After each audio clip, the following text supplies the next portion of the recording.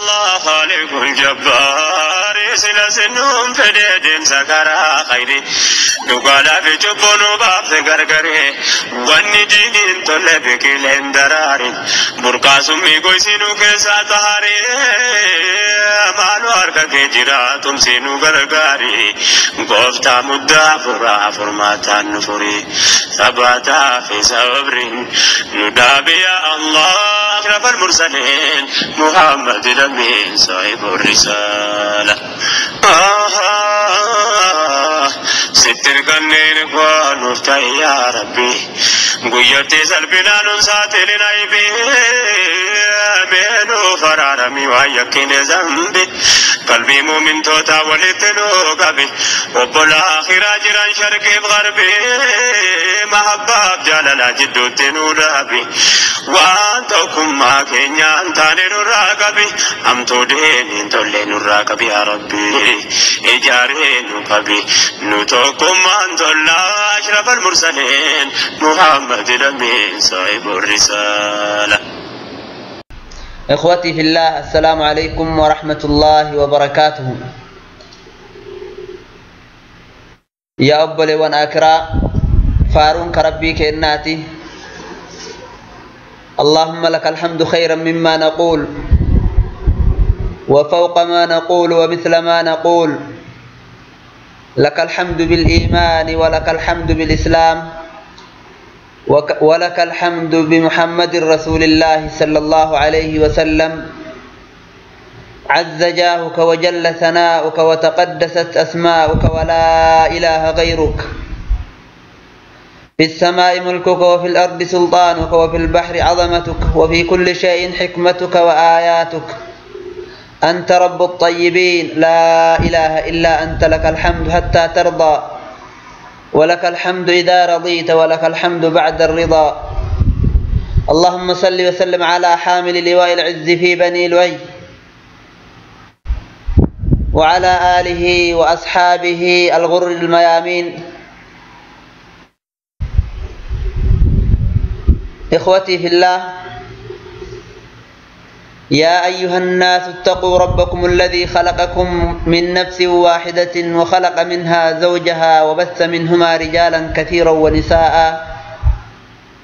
واتقوا الله الذي تساءلون به والأرحام، إن الله كان عليكم رقيبا. يا أيها الذين آمنوا اتقوا الله حق تقاته ولا تموتن إلا وأنتم مسلمون. يا أيها الذين آمنوا اتقوا الله وقولوا قولا سديدا يصلح لكم أعمالكم ويغفر لكم ذنوبكم، ومن يطع الله ورسوله فقد فاز فوزا عظيما. أما بعد، أبان سكنتا يدو في نيادة كيسا، جزاكم الله خيرا. يا أبلي والآخرة، gaafiin baay'eetu fuul dura kenna jira. Gaafii hedduutu jira.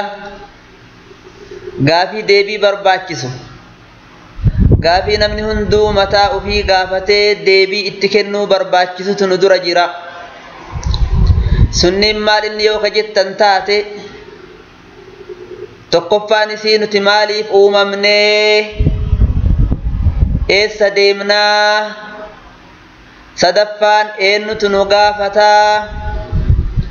afraffaan booddeen teenna hoo maal inni. Akkana jetti gaafiin. Yaa ilma namaa, maaliif uumamte ati? Maaliif asirratti argamte? Rabbiin maaliif ija lamaan sii kenne? Rabbiin maaliif hidhii lamaan siif kenne? Rabbiin maaliif arraba siif kenne?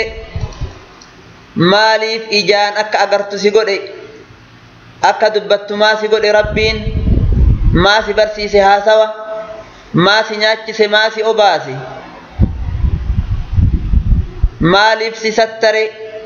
Uffata sitti godhee? Maaliif ijaan si argisiise gurraan si dhagahe? Gurraan si dhageessise Rabbiin kenna.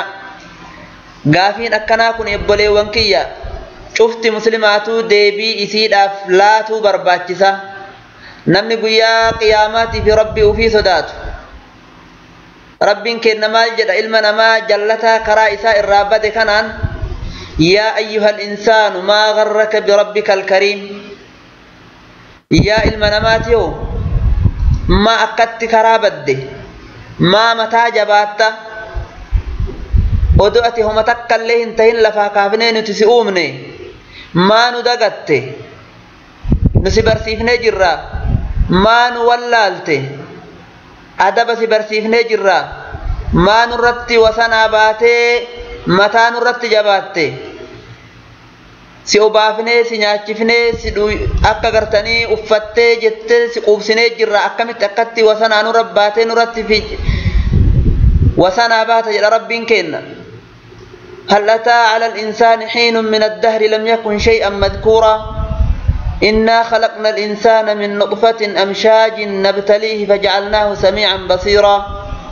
إنا هديناه السبيل إما شاكرا وإما كفورا إلما ما كان بشان الرأوم ربين بشان الرأس أومي قراها رتيتي كيس سكاهي أجرى قرى الدنيا قد سيبوسي حال بوتون akka waan garaan haadhateetii bal'aa taheetti akka nama gara rakkoo gadi bu'uu booyaa gadi hin buune garaa haatetii keessa odoo namni naannoo kee jiru kolfu ati booyaa hin buune garaa haatetii keessa laa ilaaha illa allahu maa aghfala al-insaan ilma namaa kana maaltu akkatti isa dagachiise rabbii kenna maaltu akkatti isa goggoyse haqa rabbii irraa maaltu akkatti zaalima isa godhe ilma namaa kana garaa haadhaa isaa keessaa gaafa bahu huffatallee hin qabu sadarkaa wahiillee hin qabu waan gartanii mansiba adda addaa hin qabu konkolaataa hin qabu mana hin qabu kabajaa hin qabu foon cittuu foonii tahee garaa haadhaa isaa keessaa imimmaan yaasaa booyaa gadi bu'ee duuba rabbiin kenna arra isa argisiisee isa barsiisee akkasitti gartanii isa guddisee sadarkaa isatti godheetiniin jennaan abbaa addunyaa abbaa manaa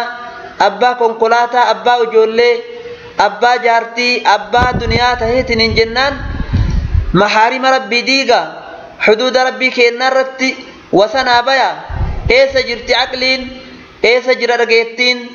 eessa jirti ijji waa agartu subhaanallah rabbiin kenna maal jedha فوق 7 سماوات دبته الكبرياء ردائي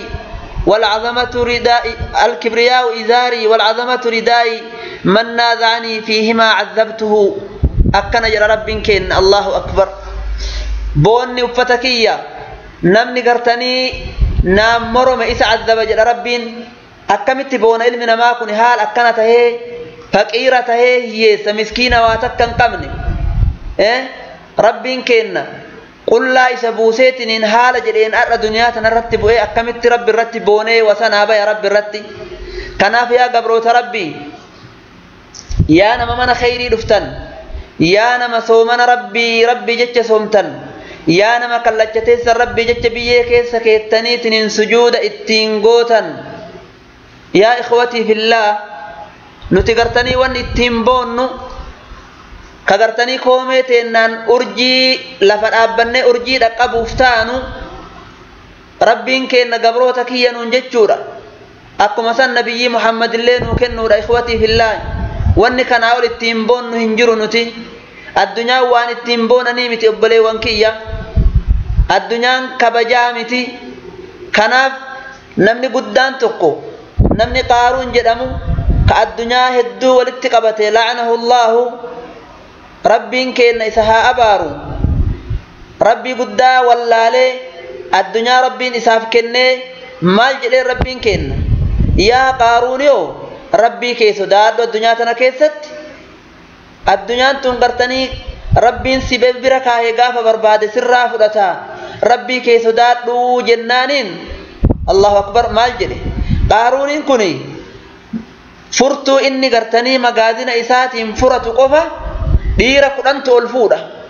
dhiirri 10 itti ulfaatti namni 10 yeroo ol fuudhu furtuu inni ittiin furatu qofa maal hayyaaree gartee wanni maallayni keessa jiru obboleewwan akhiraa kanaaf gaaf tokko namni kuni boonaa uffata waan silaa barbaachisu uffatee gadi bahe ilmi namaa kun beeytanii yoo rabbii guddaa hin sodaatin yoo rabbiin dagate yoo gartanii itti dhagahameetiniin qalbiin isaa goggoydeetiniin jedhe dhagaa caalaa badaadha qalbiin isaa akka qalbii gartanii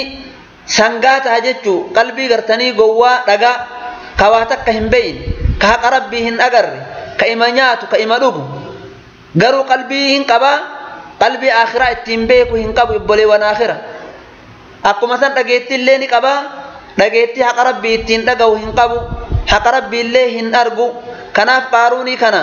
subhaanahu wa ta'ala rabbiin kenna addunyaa guddaa isaaf kenne akka inni rabbii ufii sodaatu isa godhee itti haasaye garuu namichi ni jallate karaa rabbii irraa jallate gaaf tokko maal jedhe beeytu ummanni gorsanii walaa tansa nasiibaka min addunyaa wa ahsin kamaa ahsana allahu ilayka walaa tabghi alfasaada fi lardi jedhaniin yaa qaaruun waan rabbiin siif kenne kana hin dagatinii khayrii dalagadhu addunyaa tana jennaaniin hay innamaa uutiituhu alaa ilmi jedhe kana bar beekumsa kennaan arganne barannee barumsaan arganne malee waan gartanii namni nutti godhee miti addunyaan jedhe jechuu duuba rabbiin nama kana maal godhe isaa boonee addunyaa ofii kana gartanii keessaa waan silaa barbaadu godhateetiin hin deemu rabbiin kenna dachii isaan kute haga ar'aatti haga guyyaa qiyaamaatti dachii jala gadi deema jedhan qaaruun addunyaan obboleewwan kiyya waan kabajaa gartanii namaa gootuu miti namni rabbii kenna biratti kabajaa qabu eenyu inni namuma rabbii ufii sodaate inna akramakum inda allahi atqaakum namni rabbiin biratti kabajamaan sodaataa keessani jedhe namni rabbiin biratti khayrii yookaan rakkoo keessaa rabbi isa baasullee namuma rabbiin sodaate waman yattaqi allaha yaj'al lahu makhraja rakkoo keessaallee rabbiin isuma baasa namni rabbiin jannata ofii kennuufillee eenyu inni namuma isa sodaate tilka aljannatu allatii nuurisu min cibaadinaa man kaana taqiyyaa jannanni suni nama gartanii nu sodaate isii dhaalchifna jedha rabbiin kenna obboleewwan akhiraa gariin namaa maal seha jiruu duniyaa tana gubbaarratti yoo rabbiin qaaxaroo isaa qabee isaa dheeressee rizqii isaaf kennee ijoollee kennee fi mana keessa galu waan silaa yaabbatee deemu isaaf kenne maal seha waan rabbiin kenna isa jaalate seha jechuu waan rabbi isa jaalate seha laa dubbiin akkasii miti wanni rabbiin kenna isaaf kenneef isa jaalachuufi miti inumaa'uu yookaan namni kun irra aduwwii rabbii tahuutu mala dachii keessatti irra aduwwii rabbii tahuutu mala namni addunyaa qabu kun kanaaf obboleewwan kiyya wanni akka nuti ijaallaallu kanatti hin taatu yoo duniyaa nu dhorgatillee jibbaan rabbiin nu jibba jechuu irratti nu hin qajeelchu kanaaf rabbi nu haa sattaru rabbi gartanii gaafii warreefu gartee wal gaafanne san rabbi deebii isii nuuf haa qopheessu namni gaafii san deebii isii dhiheeffate waa milkaa'ee jiruu duniyaa tana gubbaarratti illee jiruu akhiraatti illee waa milkaa'ee obboleewwan kiyya kanaaf rabbiin kenna nama gartanii jiruu duniyaa tana gubbaarratti uf haasabee uf laalee maal dalagaa jira maalitti deemaa jira eenyuun bira dhaqa eenyutu na gaafata booda san yoo maal tahuu deema jedheetiin uf gaafatee ar'uma lafa jala khayrii dalagate guyyaa qiyaamaa san hin nadaamahu yeroo ummanni gartanii nadaamahu san khayrii maa dalagachuu dhabne jedhee warri nadaamahu san inni hin nadaamahu kanaaf rabbiin nu haa sattaru rabbiin gartanii diin islaamaa kanarratti nu haa tiisu jazakumullahu khayran barakallahu fiikum والسلام عليكم ورحمة الله وبركاته